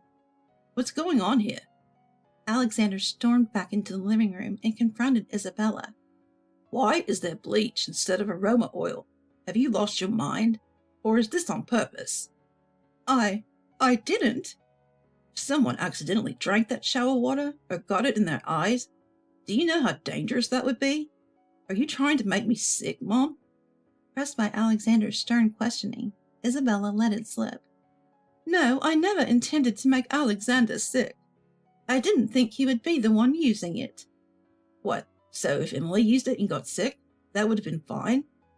Isabella caught herself too late and covered her mouth, but the damage was done. "I suspected as much. This was targeted harassment against Emily, wasn't it? You're willing to make her sick just because you dislike her." "I didn't mean." Isabella tried to excuse herself, but I interrupted. "The truth is, there was bleach in it yesterday, too. I got rid of it without saying anything." "What?" Not just Alexander, but William and Grace were also shocked by my revelation. I thought I could keep quiet if it meant calming Isabella down. She's so fond of Alexander. I get that she might not like me for marrying him. I believed that she'd come around eventually, but I guess that's not going to happen. I let it all out. "Mom, this is disgraceful. Emily's such a kind person, and yet you harass her like this. We won't be coming back to this house. We're cutting ties with you, Mom." "What? Cut ties?" Isabella, who adored her son, was stunned. You can't be serious. Of course I am. I can't bring my wife back to a home where she's being harmed. What if our future children face the same harm? I will do whatever it takes to eliminate the risks and protect my wife and future children. At Alexander's firm words, Isabella was thrown into confusion. Please forgive me. It was just a lapse in judgment. I promise I won't do it again. Isabella offered a deep apology, but her husband wasn't showing signs of forgiveness. Continuing from where we left off, Grace spoke directly to Isabella. Listen, I'm also done coming back here. I've got my own husband and kids to protect. Mom, do you realize what you did could have been criminal? Emily's okay, thankfully. But what you were planning on doing if something happened? I don't want my children to see their grandmother acting so irresponsibly towards someone she despises. What? You too? I'm sorry. Isabella apologized again, even more sincerely. Hey, take responsibility for your own actions, said William, who had been silent all this time. If you end up estranged from your children, you've got no one to blame but yourself. You've given me a lot to rethink about our life together. What? Not you too? Isabella was completely taken aback.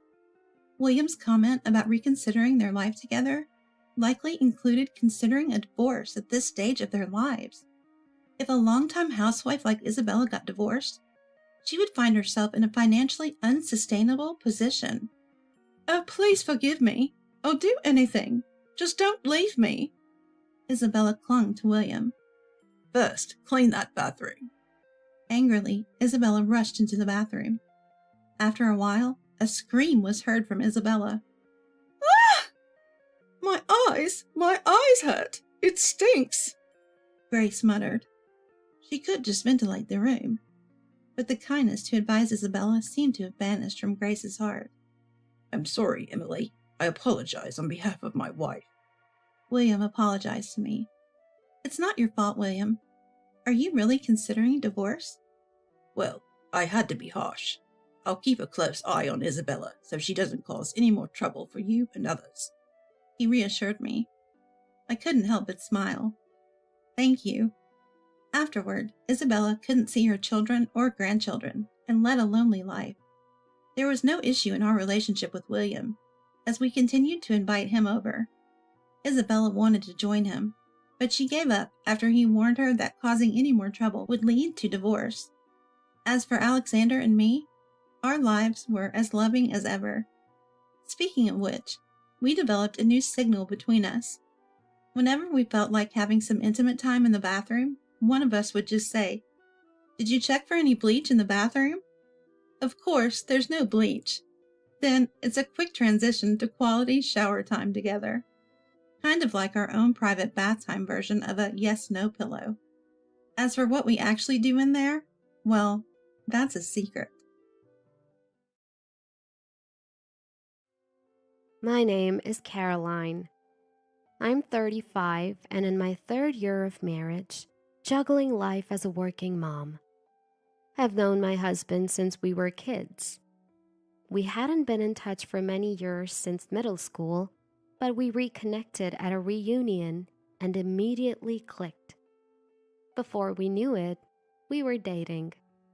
Everything went smoothly in our relationship, and we naturally moved on to getting married. Both of us were in our mid-30s when we tied the knot. So, we were already talking about having kids soon. Then, I got transferred. And guess what? The new office was near my husband's parents. My husband and his folks were thrilled. "Why don't we live together? It'll be easier when you guys have kids," they said. Now, it's not like I have a bad relationship with my in-laws, but I wanted to maintain some space, so I kindly declined. They seemed pretty disappointed. I felt guilty, but figured it's better for everyone to have some boundaries. My husband agreed, or so I thought. Looking back, that was the starting point for everything. Due to my job transfer, we had to rent a new apartment, My husband's commute went from 30 minutes to an hour. I felt bad for making his life harder, but he told me, We're a team. Don't worry about it. I was glad to have such an understanding husband. Yet, my in-laws didn't see it that way. How can you inconvenience your husband for your own needs? A good wife would never do that. They criticized. Exactly. Derek is right. Don't you think you lack a sense of compassion for your husband? Why were they butting in? We had made this decision together.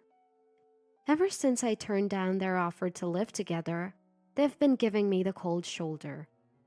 Caroline, did you marry your job or what? Look, you're not getting any younger. Start thinking about having children. True happiness for a woman isn't found at work. It's in raising a family. Funny, because before we got married, they were all for me continuing my career, saying things like, If our son is with a self-sufficient woman, we can rest easy. Can you believe how he's changed just because I said we shouldn't live with his parents?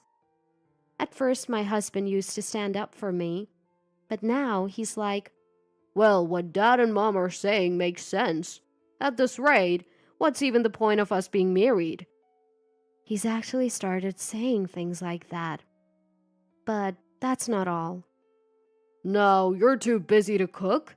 Fine, I'll eat at my parents' house. He says and heads there more often than not. Sure, I've been working late since the job transfer.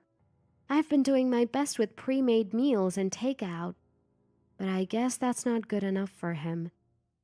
And then, the second I get home, the calls from my mother-in-law start. What kind of wife can't even prepare a meal? Are you even aware you're married? You're just a freeloader. Hold on, I make money too.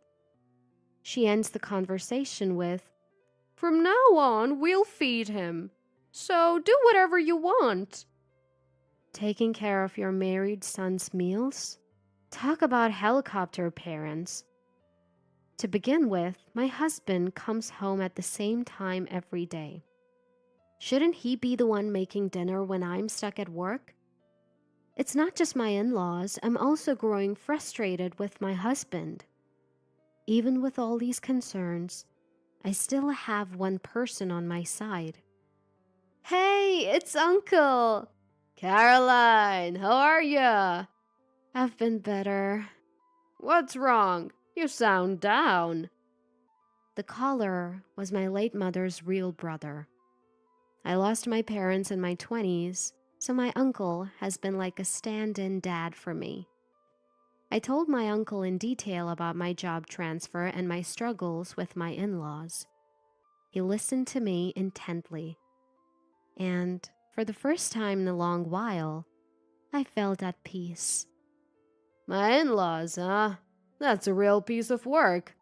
You're telling me? It's like they're negating everything about me. Your husband's no better. He should be standing up for you. I know, right? It's just awful. When you're troubled or worried, nothing beats eating something delicious to take your mind off it. Come by sometime and I'll treat you to some good food. And bring your husband too. I'll give him a piece of my mind. My uncle owns a restaurant. When my parents were alive, we often dined at his place. Sounds good. We'll definitely stop by soon then. Anytime, Caroline. If you're struggling, call me, all right? Thanks, Uncle. Talking to Uncle made me feel so much better. It was a much-needed relief. One weekend, I was catching up on chores I couldn't get to during the week. My husband, meanwhile, was lounging on the sofa, doing nothing. Hey, can you help out? I'm tired too. Why? You're the woman. You should do it. What kind of logic is that? My mom never made my dad do chores. That's because she was a homemaker. I work full time. What? You think you're better than my mom? That's not what I mean. You've become so unpleasant. Look who's talking.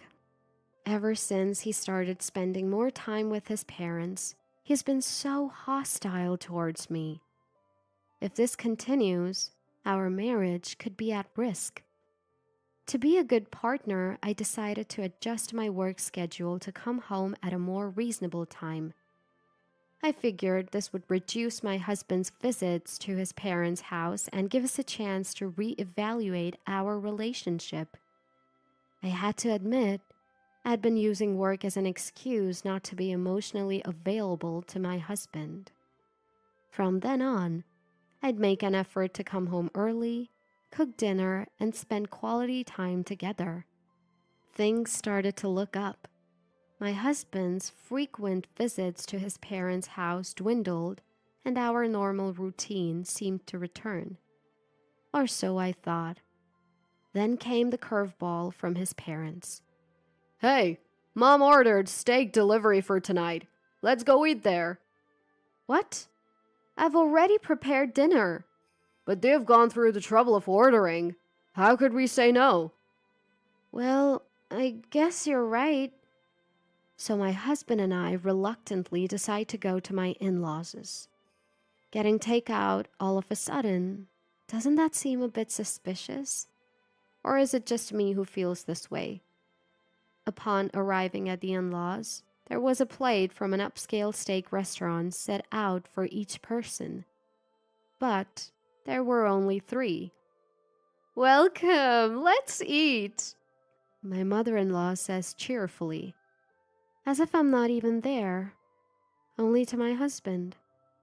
Ah, you made it. Today's steak is sirloin. My father-in-law chimed in, not even glancing my way, enjoying his steak and beer.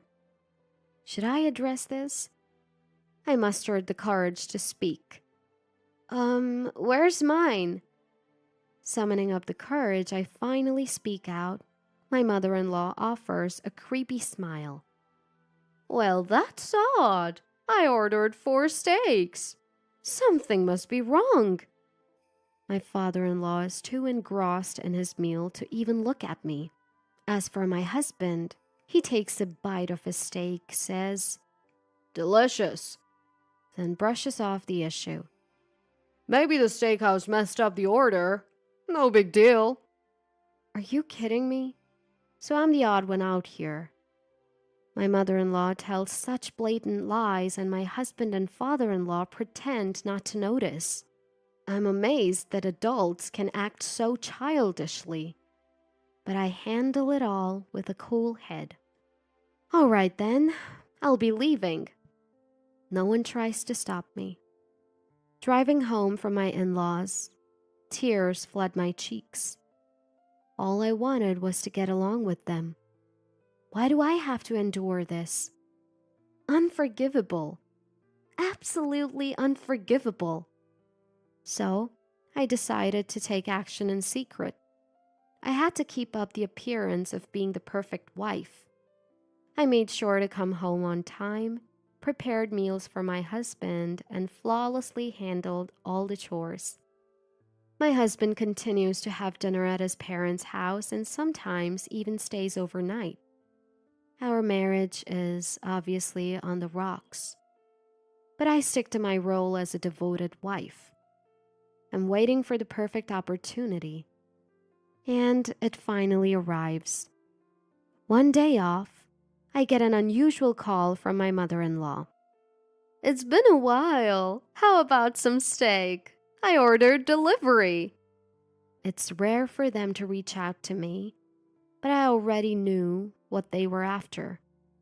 Even with my mean-spirited mother-in-law's devilish tone, I responded pleasantly.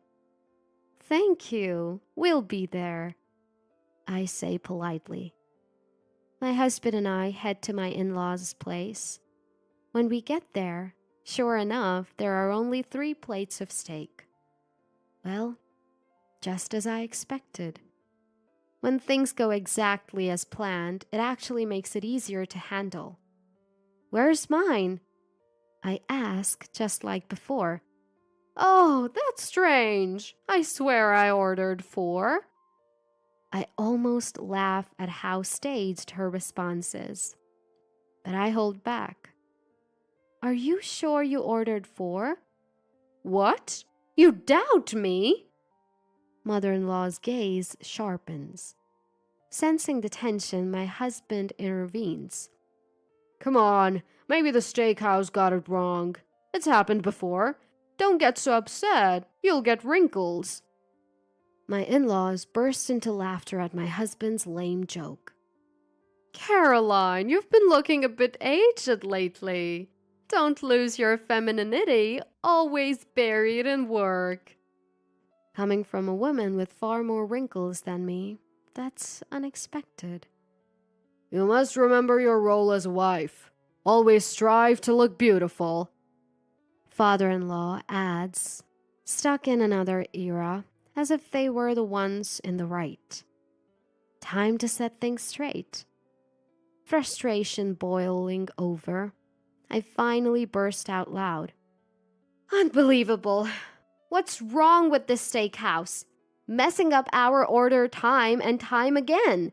They can't be serious. Yep, I'm calling them right now. I made a big fuss and called the steakhouse using my in-laws' phone. Hello? Can't you even take an order correctly? You're always messing up the quantity. Isn't that pretty unprofessional? Thanks to you, I always end up missing out on my steak. How do you plan on making it right? Both my husband and in-laws were speechless at my actions. Okay, got it. We'll be right over. With things settled, I turned to my mother-in-law. The steakhouse wants to apologize. How about we go there right now, mother-in-law? Apologize? Yes. They said they want to apologize in person for messing up our order so many times. They can't come now because they're open for business, so they asked if we could go to them. It's really a rude place, but they're willing to apologize. Let's go. This is just outrageous. Mother-in-law was flustered by my fiery tone, but I didn't care. It's the restaurant's fault, isn't it, mother-in-law? Caroline, you're blowing this way out of proportion. Just stop it. Why should I? They messed up, not me. I've missed out on steak twice now. Isn't that weird? Don't be a Karen. It's embarrassing. A Karen? What are you talking about? I have a legitimate complaint here.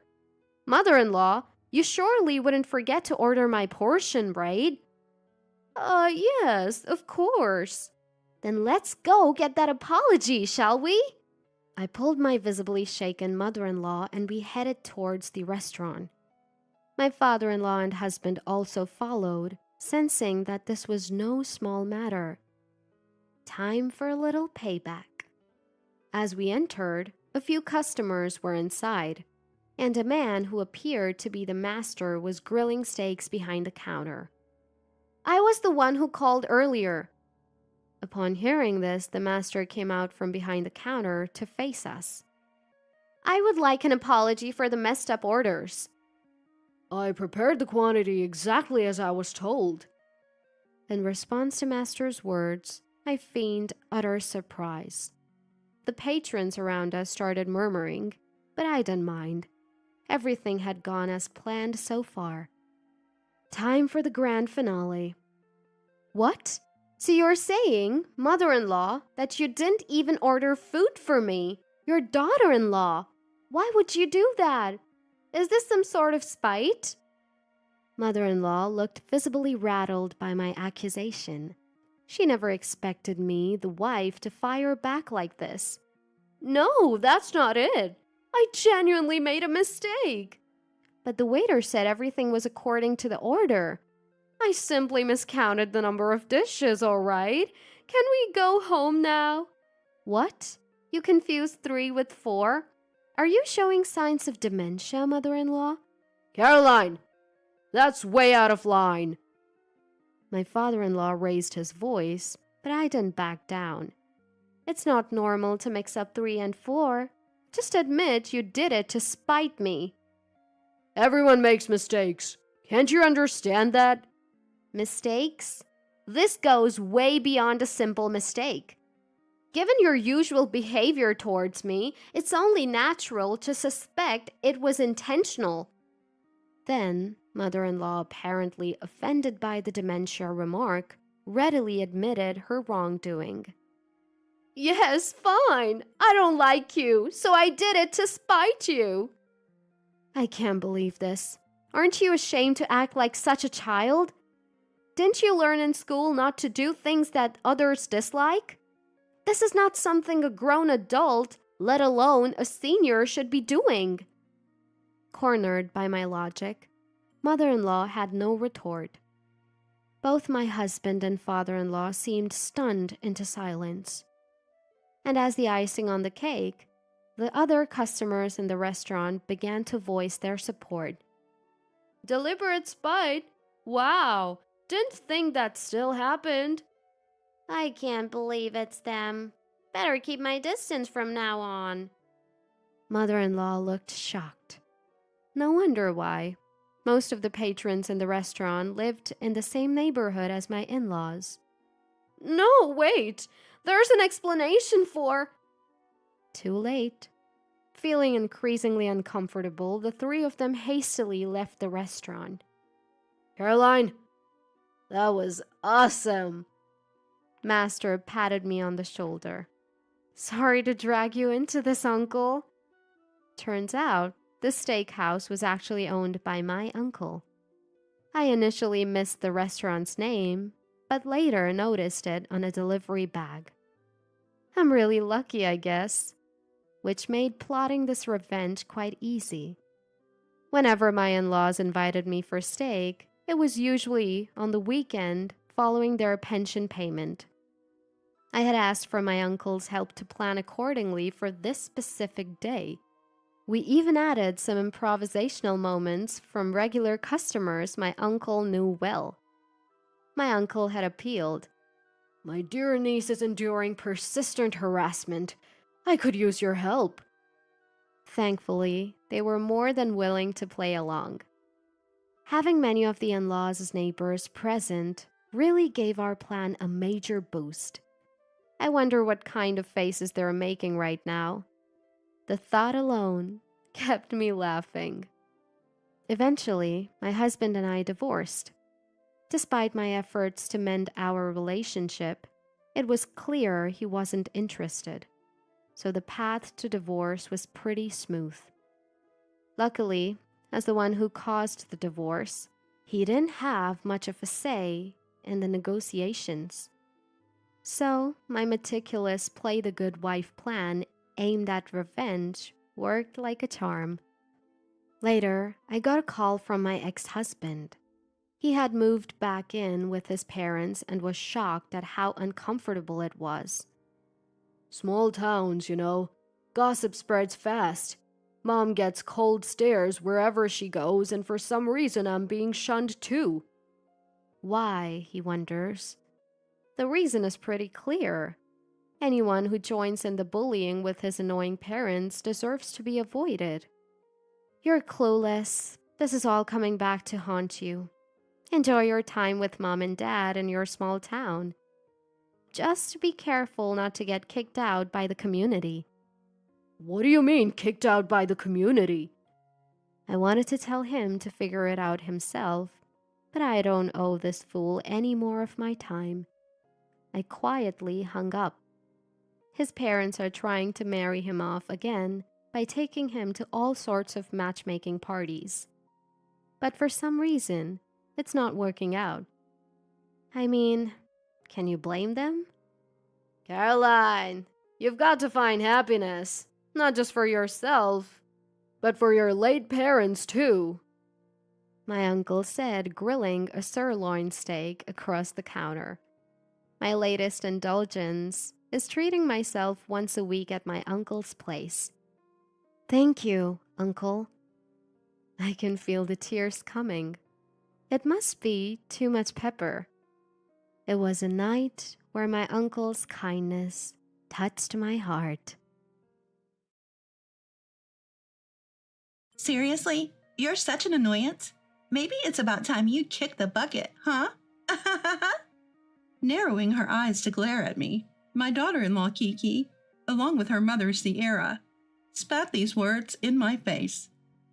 Even my precious grandson Hank, whom my late son left behind, joins them in pointing at me and laughing. Seeing this unfold, I felt like I had reached my breaking point. Why keep people around who wish you gone? They're not family. They're nothing. The weight I'd been carrying in my chest seemed to lift, leaving me feeling oddly liberated. Well then, leave. We want to live just as a family. Sierra shouts at me, sounding like a villain from some story. Hank repeats her words like a parrot. Seeing the two of them so pleased, I could only sigh. Despite their continued jeers and insults, I could only muster a dry laugh. All right, I said, retreating to my room immediately. And so I began to plan my revenge against these strangers who felt entitled to stay in my home without a second thought. I'm Amy, 72 years old this year. I had been living with my son Wendell's family, but since he passed away, I've been living with his wife Kiki and grandson Hank. But it seems they don't appreciate this at all. Whatever goodwill I've shown them has been met with indifference, if not outright malice. Amy, I'm sorry. Work will keep me late again today. Don't worry about it. Just do your best at work. I'll look after Hank. Kiki often comes home late from work. Feeling sorry, she informs me as such, and I always try to encourage her. With Kiki so busy, my days consist of looking after Hank. That said, Hank is a middle schooler now. He should be able to take care of himself. Hey, Grandma, why do you cook such terrible stuff? I'm sorry, but you're growing. I make sure to cook enough. I don't want it. Not in the mood to eat this crap. Maybe Hank has felt lonely since his parents often work and leave him home alone. I was having a hard time with Hank, who was in the throes of teenage rebellion. It didn't help that he was disappointed his grandmother was the one taking care of him. He would often ignore the meals I prepared, and I even found out he was tossing the lunch boxes I made for him in the morning. He wouldn't lift a finger to do his laundry, but if I took it upon myself to bring it to his room, he'd snap at me. Don't come into my room without permission. I couldn't be too firm with him. I felt guilty for not allowing him to be indulged by his parents and having him endure instead. Yet, there was another factor that was making his behavior worse.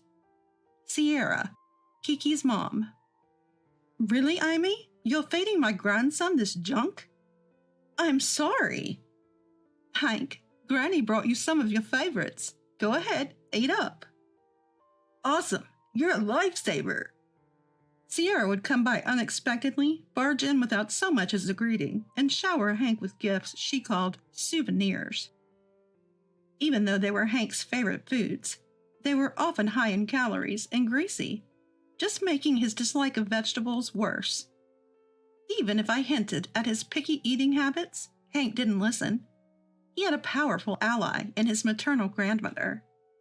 Sierra loves to criticize me, taking any opportunity to say whatever she wanted, making both Hank and herself feel better in the process.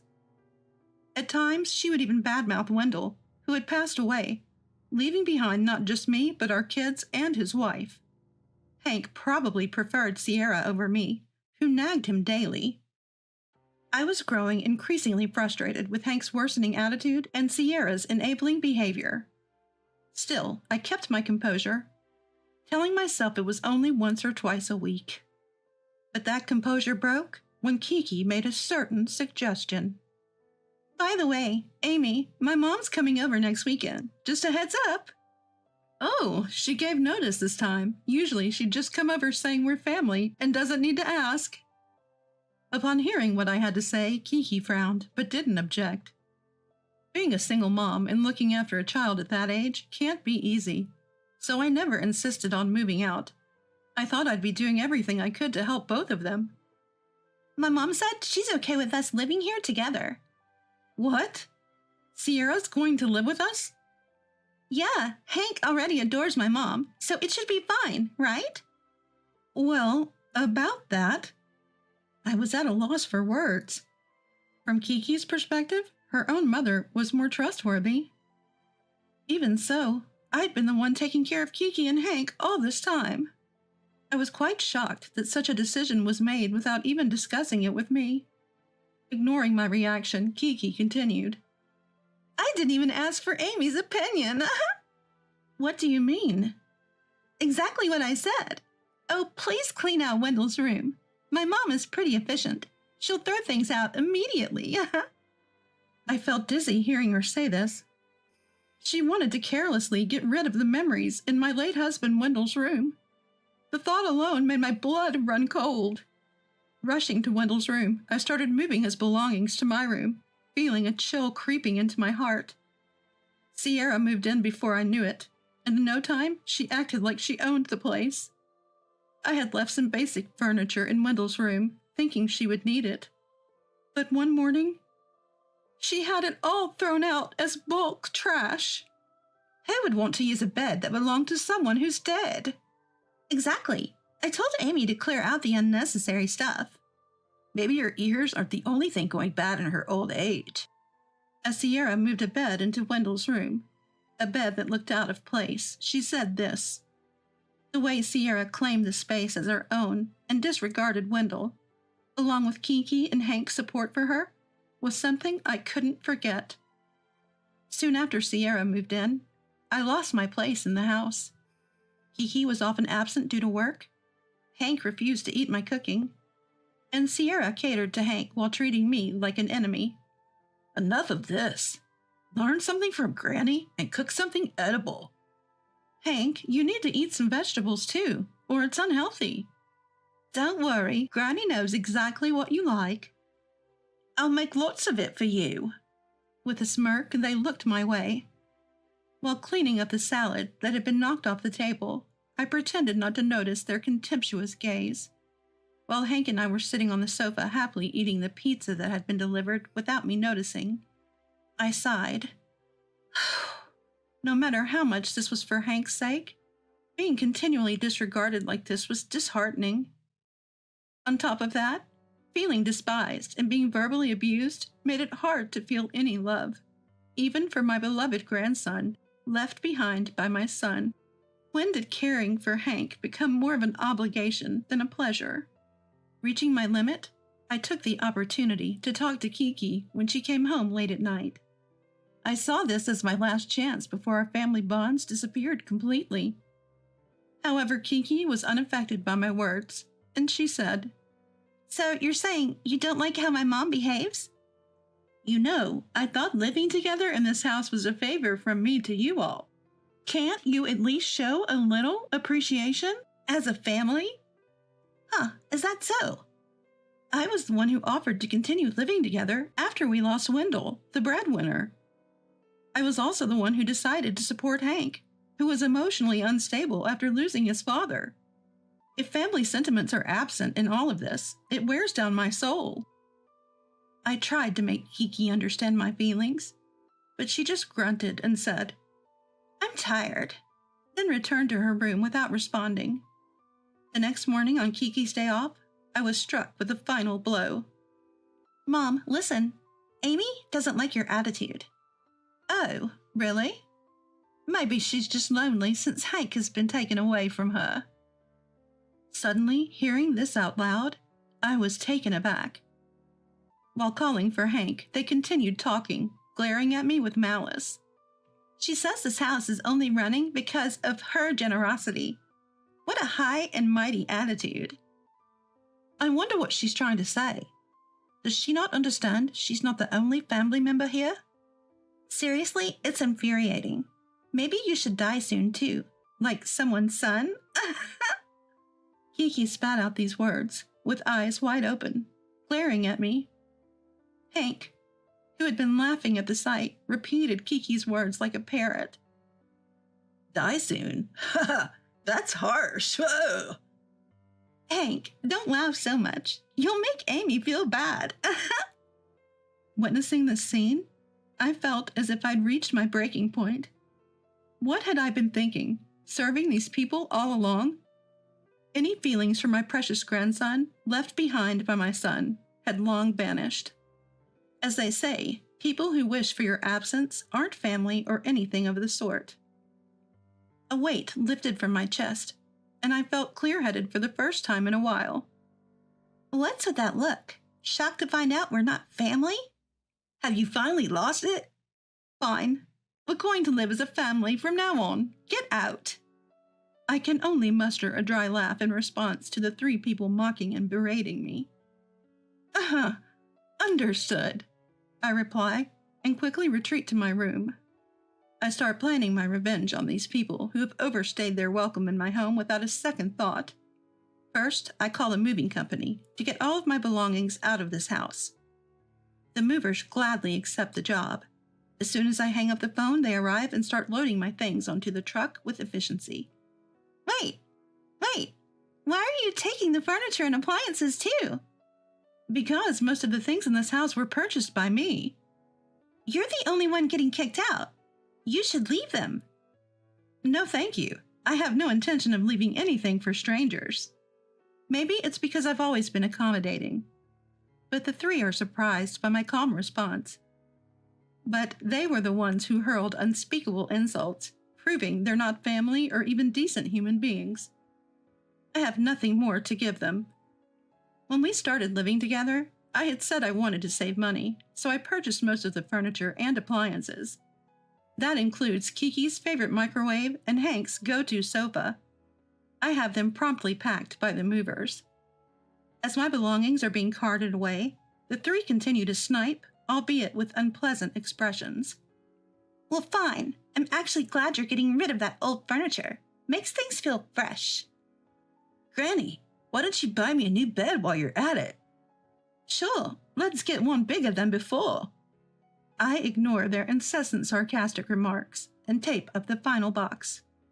After glancing around our empty house, apart from their rooms, I gave a cheerful, "Well then," turned my back to the three of them, and left. How wonderful this home is now that the nuisance is gone. You don't have a home to return to anymore. Spend your lonely retirement alone. Ignoring their noisy complaints, I couldn't help but chuckle. Do they really think this is over just because I walked out with my bags? I looked back once more at the three optimistic faces, wondering how they'd react to what was about to happen.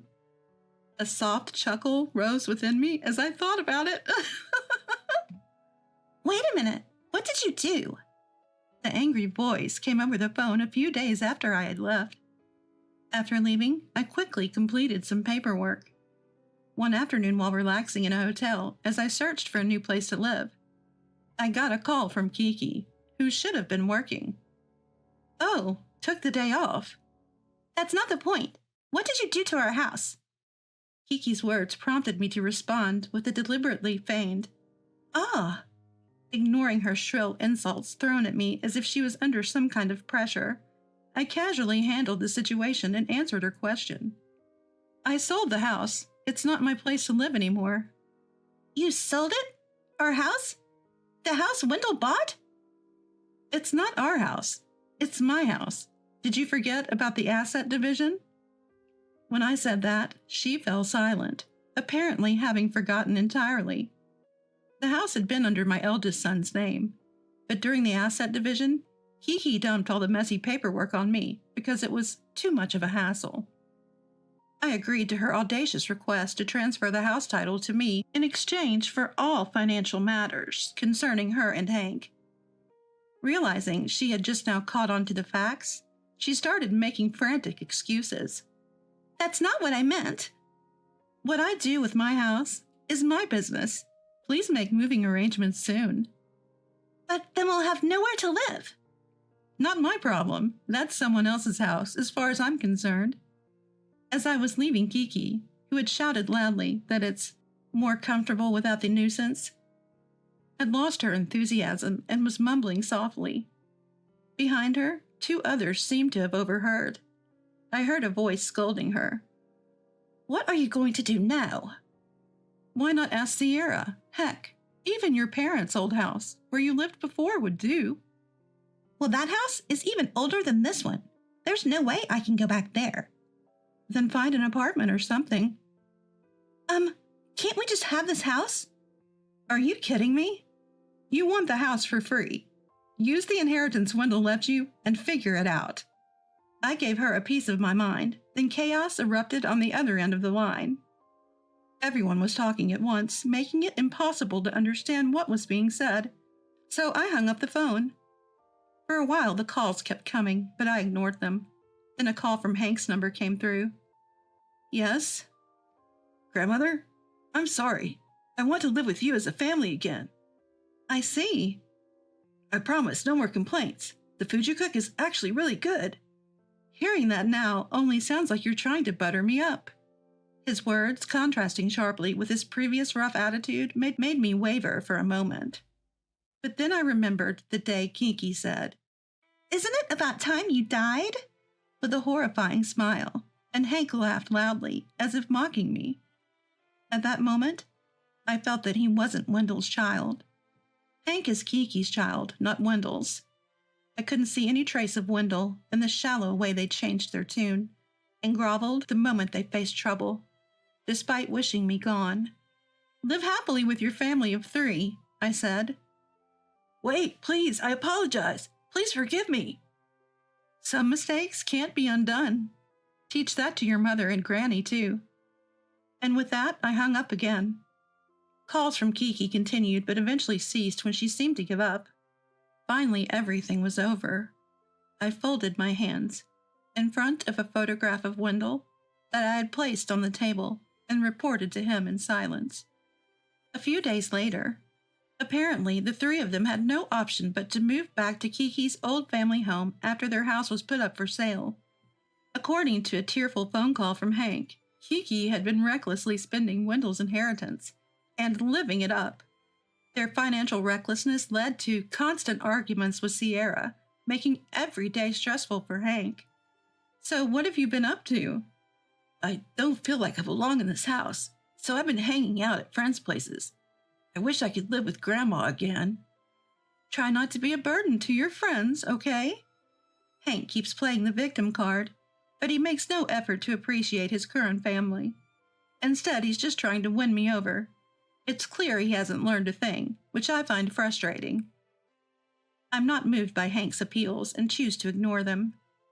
Kiki, too, has called me, her voice laced with complaints about being yelled at by Hank and not being able to stand Sierra's lectures. Both Hank and Kiki only tell me things that are convenient for them, but I couldn't care less. Amy, can't we be a family again? You seemed pretty happy when I was out of the picture, didn't you? Well, that was a poor choice of words. You wanted me gone just like Wendell, didn't you? I can't be family with someone who says things like that. She stomped on my goodwill, calling it condescending, so I have no intention of doing anything more for her. Fed up, I decide to ignore calls from both of them. Then a call comes in from an unknown number. Answering it, I find, unsurprisingly, that it's Sierra. Amy, being stubborn won't get you anywhere. What are you talking about? Planning on living all alone? You can still come back, just apologize. Apologize and become what, your servant? She still can't humble herself to apologize to me. They try to lure me back with their self-centered talks, but I can only laugh it off. Don't you want to live with your cute grandchild again? Don't you regret abandoning your family? Regret it? Not a chance. You're the ones who cast me aside, saying I'm not family. Maybe you're the ones with regrets. That's why you're calling me. With that said, the call ends abruptly, amidst shouting on her end. Looking at the call ended on my phone, I once again affirm that I did nothing wrong. I've done all I can in that house. Hank is old enough to know right from wrong. If they had even offered a single apology to Wendell, I might have reconsidered. but all they did was try to win my favor. So let them enjoy their real family. I sold the house and moved into a new apartment with the money. In my sunny new room, I offer a prayer to Wendell's picture. Whether they're real family or not, caring for others is what really matters. Smiling, I update Wendell's photo on how things have turned out for them. I don't have to worry about anyone else or be unnecessarily considerate anymore. Living alone in my comfortable new home feels incredibly refreshing.